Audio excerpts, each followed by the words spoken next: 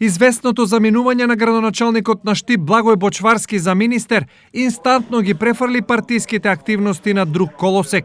СДСМ интензивно размислува за соодветна замена за Бочварски, а ВМРО ДПМН е за кандидат кој би можел да направи изборен пресврт.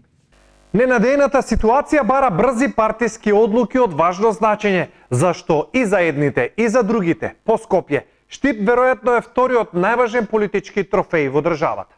Во оваа насока наши извори од СДСМ велат дека во партијата се размислува за неколку кандидати, а како најсериозни партијата во предвид засега ги има следните имиња: Александар Кангалов, Јане Миланов, доктор Ален Ѓоргиев и Мики Тодоров. Од друга страна, на оваа тема светлата долго горат и во ВМРО ДПМН. Таму можни кандидати во овој момент се Иван Јорданов, Никола Мицевски, Трајче Димков, бившиот градоначалник Илчо Захариев, но и други кандидати за кои од партијата не сакаат да зборуваат. Од веќе спроведените анкети, наводно, најдобар рейтинг меѓу граѓаните повторно имал Захариев. Дали ова значи дека враќање на Захариев е можно?